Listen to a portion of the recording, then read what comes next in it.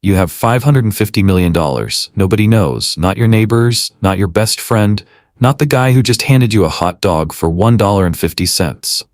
You're sitting in a Costco parking lot. Engine off, phone in hand, email from your accountant.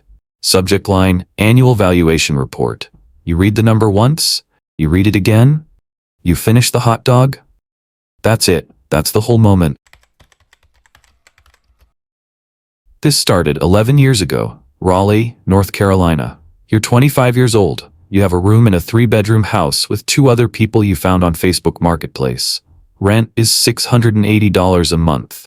Your half of the utilities runs another $70. You work part-time at a pet boarding facility off Glenwood Avenue. 30 kennels. A small grooming station in the back. The kind of place that smells like pine sol and wet fur no matter how many times you mop. $14 an hour. You walk dogs. You clean kennels. You refill water bowls at 6 in the morning before most people have had coffee. Your shoes are New Balance, gray, 2 years old, permanently crusted with dog hair along the seams. You stop trying to clean them after month 3. The Tacoma is parked outside every morning. 2018, silver, 87,000 miles when you bought it. A small crack in the rear bumper from a parking lot somewhere in Durham. You've been meaning to fix it for 8 months. You haven't fixed it. One Tuesday evening, you're sitting on your bed with your phone, not doing anything in particular. And you start doing math. The facility charges $45 per night per dog. 30 kennels. On a busy weekend, which most weekends are, that's $1,350 a night coming through that building. You think about the owner. A quiet man named Phil who came in twice a week, checked the books, and left. You never saw him mop. You never saw him walk a single dog. You sit with that image for a while. Not angry, not resentful, just aware. Like a door you'd been walking past for months had just become visible. You put the phone down. You don't do anything that night. But you don't stop thinking about it either. You find Ray through a Craigslist ad. 67 years old, retiring. Selling his mobile dog grooming van because his knees can't handle standing on a metal floor for 6 hours anymore. The ad has 3 photos, all taken in the same driveway, all slightly blurry. You call him on a Wednesday morning.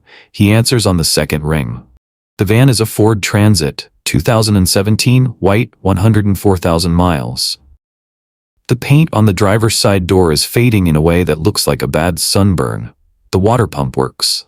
The clippers work. The drainage hose leaks slightly at the connector, but Ray shows you how to wrap it with plumber's tape, and it holds fine. Price, $8,400. You negotiate nothing. The price is fair, and you both know it. Ray spends 3 Saturday mornings teaching you everything he knows. How to handle an anxious dog without getting bitten. Which neighborhoods tip and which ones don't. How to schedule routes so you're never driving more than 12 minutes between appointments. Small things. The kind of knowledge that lives in a person's hands after 20 years and doesn't exist anywhere in writing.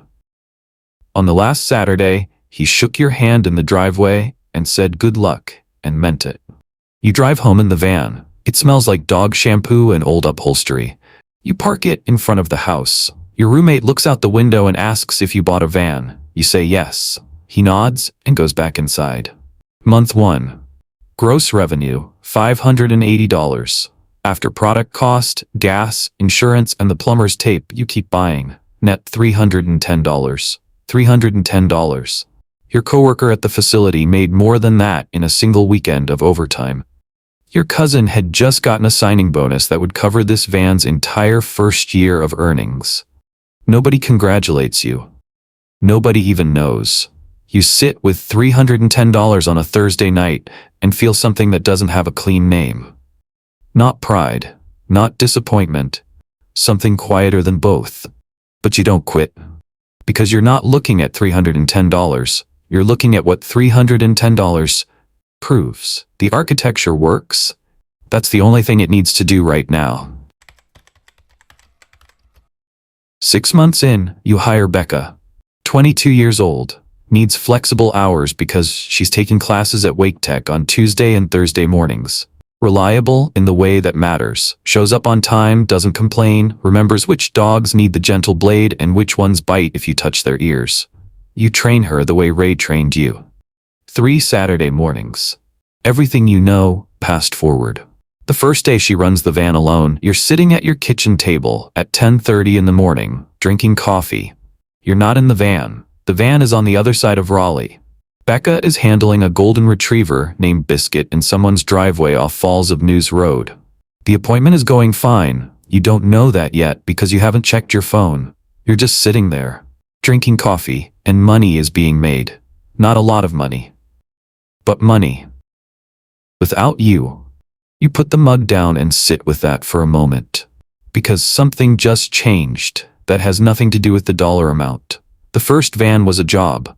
You didn't show up, nothing happened. You were the whole operation. The moment Becca drove away in that van, it became something else. Something that ran on its own logic, its own schedule, its own momentum. You buy a second van 3 months later.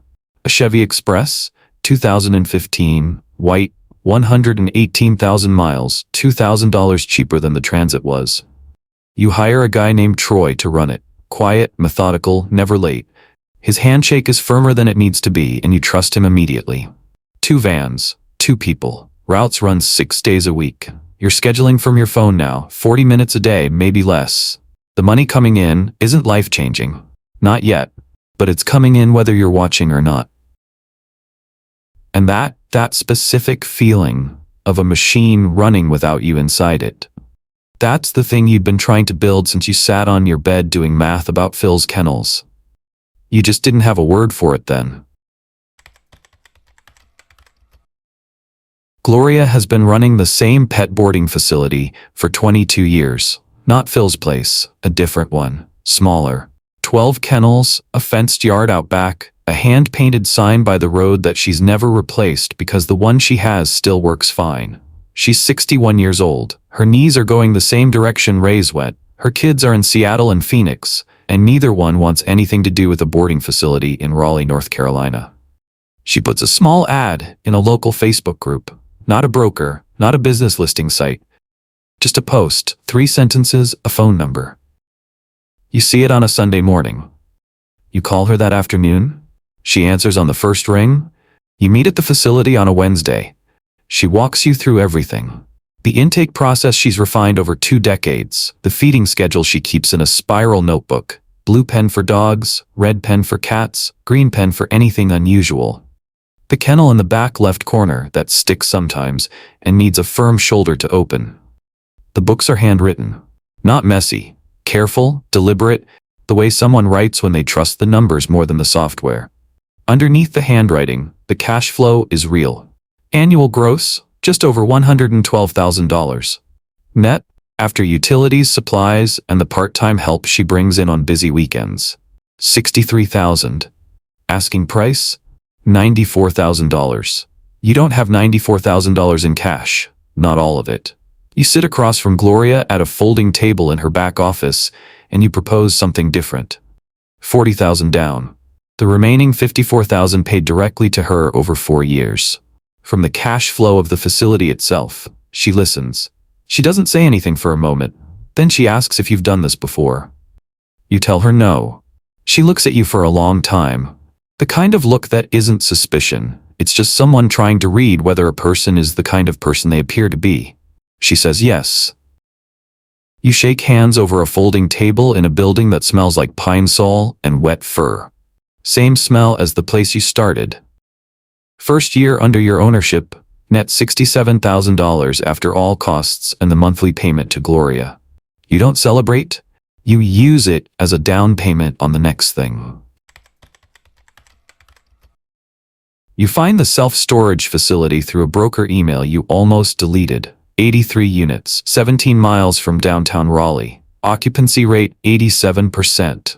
The current owner is 74 years old and hasn't raised rents in 3 years because he doesn't like conflict. That last part is in the broker notes. You read it twice. No conflict means below market rents. Below market rents mean room to move. Room to move means the number you're buying at isn't the number you're actually buying. Purchase price, $1.2 million. Down payment, $240,000? Saved over 3 years from the vans, from Gloria's facility, from not upgrading anything you didn't need to upgrade. The Tacoma still has the crack in the bumper. First thing you do after closing: raise rents 4% across all units. 71 of 83 tenants renew without a word. 8 push back mildly. 4 leave. You fill 3 of those 4 units within 6 weeks. Net income year 1, $81,000. There's a part-time attendant named Cliff. A 60-year-old retired postal worker needs something to do 3 mornings a week. He handles the gate codes and the occasional lock situation. You see a deposit hit your account every month. That's essentially the extent of your involvement. The strip mall comes 2 years later. 3 tenants, a nail salon that's been in the same spot for 11 years. A dental office with a waiting list. A small Dominican bakery that does most of its business before 9 in the morning. None of these 3 businesses cares what the stock market does on a given Tuesday. People still need their nails done, still need their teeth cleaned, still want bread that tastes like something. You buy the strip mall for $1.6 million. Net income after mortgage, insurance, and maintenance, $94,000 a year. You now have 4 assets generating cash every single month. 2 grooming vans, 1 boarding facility, 1 storage unit, 1 strip mall. None of them is exciting. None of them need you to be present to keep running.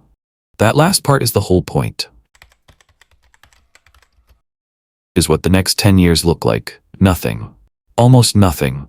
No exit, no acquisition, no Forbes profile, no podcast invitation, no viral moment, no single decision that you could point to later and say that was it. That was the one that changed everything. Just Tuesday, and then another Tuesday, and then another one after that. The first storage facility became 2, then 4, then 6. Same playbook every time. Aging owner, below market rents. Seller financing when possible. Nothing big enough to make local news. Nothing interesting enough for anyone to write about. The boarding facilities followed the same pattern. Gloria's place was the first, then a second, then a third in a busier part of town that needed a new HVAC system and not much else. The vans are now 5. Troy is still running one of them. Becca left 2 years ago. Better opportunity, no hard feelings. You replaced her in 3 weeks. Somewhere around year 7, the portfolio stopped being a collection of small businesses and started becoming something else. An operating company. With recurring revenue, documented systems, professional management, and a track record long enough for banks to take seriously. Banks treated it differently. Lenders treated it differently. The number they put on it started becoming a different kind of number entirely. You hire a property manager named Sandra. She handles tenant calls, maintenance requests, and lease renewals. You pay her $62,000 a year, and she saves you 4 times that in hours you no longer spend on the phone. The portfolio generates cash every month, not spectacular cash, steady cash. The kind that shows up whether you're paying attention or not. You raise rents 3% across the storage units every January. Not because you need to, because the market supports it, and not doing it is just leaving money on the floor.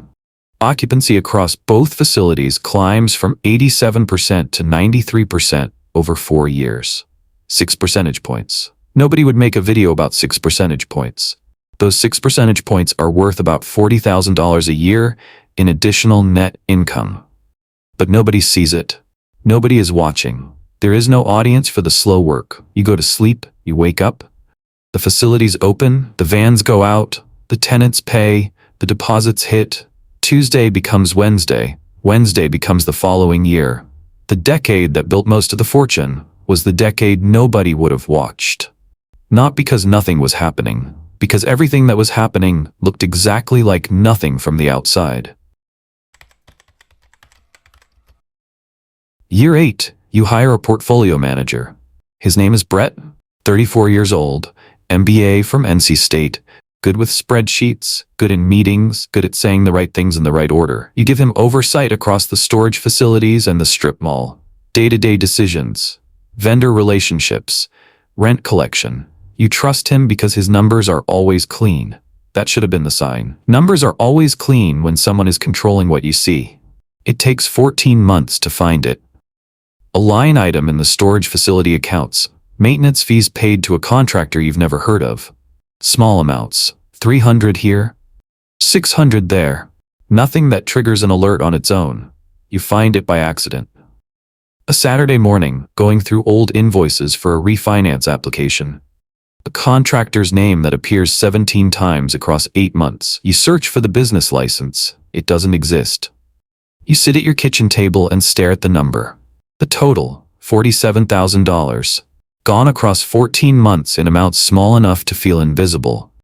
Brett is gone by Monday morning. The attorney handles the rest. You recover about $9,000 through legal proceedings. The other $38,000 is simply gone. You don't tell anyone. Not Sandra. Not Cliff. Not Jordan. You rebuild the oversight system from scratch. Every vendor is verified independently. Every payment over $500 requires a second signature. Monthly reconciliation you review personally. Every line, every month. It costs you 4 hours a month. You never skip it. The portfolio can be as boring as you want. Someone will still find a way to make it interesting at your expense. The answer isn't to stop trusting people. It's to build systems that don't require trust to function. Jordan calls on a Wednesday. No reason. Just calling. That's the kind of friendship it is. The kind where a Wednesday phone call doesn't need an explanation. You've known each other since freshman year at NC State. Jordan was at your mother's funeral. You were at Jordan's when the first serious relationship ended badly, and there was nothing useful to say, so you just sat there together, and that was enough. The call starts normally. 20 minutes of nothing important. Then Jordan mentions the studio. Food photography. Jordan has been building a client base for 2 years. Restaurants, local food brands, a few editorial pieces. The work is good, you've seen it, the kind of good that makes you stop scrolling. There's a space available on Person Street. Ground floor, north-facing windows, the kind of light that food photographers spend years looking for. The lease is manageable, the build-out needs work, but nothing structural. Jordan needs $55,000, has $12,000 saved, you do the math without meaning to. $55,000. Your portfolio generates that in less than 3 weeks of passive cash flow. You could end this call, open your banking app, and send it before Jordan finishes the sentence. You don't. You tell Jordan you need to think about it. Jordan says okay. The call ends normally. No tension, no read between the lines. 3 days later, Jordan stops texting back. Not dramatically, just the thread goes quiet. A week passes, then another. You send one message, a meme you both would have laughed at 6 months ago. Jordan reads it, doesn't respond. You sit with that silence for 2 weeks. You don't explain yourself. You don't send a follow-up. You just sit with it. The specific weight of being misunderstood by someone who knows you better than almost anyone. On a Saturday morning, 5 weeks after the call, you drive to Jordan's apartment. Don't text first. Just show up. Jordan opens the door, looks at you for a moment. Doesn't say anything, just opens the door wider.